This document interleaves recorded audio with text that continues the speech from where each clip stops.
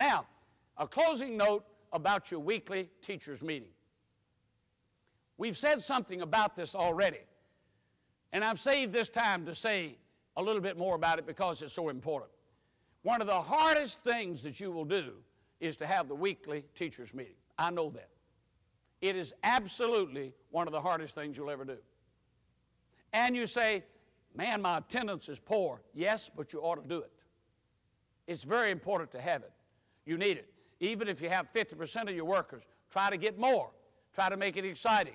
Let's say that I have it every Wednesday night at 6:45, or I'd say 6:40 to have 15 minutes before the Wednesday night service, if that works. Whatever works for you. Your record system is so thorough you could have it every Sunday night before the evening service, if you wanted to. And really, 15 or 20 minutes is enough time.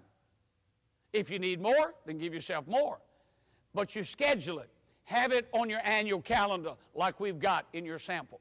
So your people know exactly. Let them see it. Let them put it on their calendar. Let them get used to doing it. And start on time.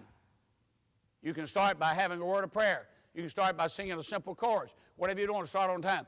When a teacher walks in, give them a copy of the total Sunday school report that the preacher got and that you have from last week. You see, I told you earlier, you know, and they know that you know. And what they can do is compare what they're doing to others. This is not at all to put people down. This is not to embarrass people. It is to provoke, as the Bible says, it is to provoke each other to good works.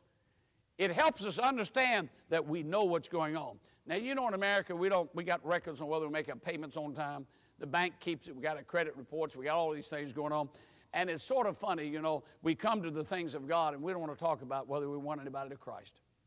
We do not want to talk about whether we had attendance or up or down. We don't want to talk about the number of contacts. We've got to change that and understand that one day we're going to stand before the judgment seat of Christ. And one day we're going to give an account for the deeds done in the body. And one day crowns are going to be given out for those that are faithful. What's wrong with getting started now? What's wrong with getting people used to that, where we understand it's not I'm good, I'm better, I'm, below, subpar. No, doesn't have anything. All of us are sinners saved by grace. What we're talking about, here's what we did last week. Can we do better? Remember I said about that printing press. When we feed it, got the image, you got the keeper, which is what the Sunday school director is over in that area of the Sunday school. We're keeping the people. I said the machine will never run perfect. We'll fine-tune it every week. We do that because we know what we need to service. So keep good records. Do a good job. Review this over and over. Look at the component parts. Call with any questions you've got. We're working together to make this thing go. And my desire is to see you succeed, to see you come out on top. Not because we can stand up and say, well, look, I've done. No, let's give God all the glory. Let's give God all the praise. The difference between the right kind of success and the wrong kind of success is who gets the praise. It's nothing wrong with succeeding. It's nothing wrong with growing. It's nothing wrong with coming out and building a successful family and building a successful marriage and a great explosive church. Nothing wrong, but God ought to get the glory. Let's make sure we do that. We have one more lesson to go, one more session. This one is how to make it come together, how to make it work. I'll look forward to us meeting together on that very, very important topic.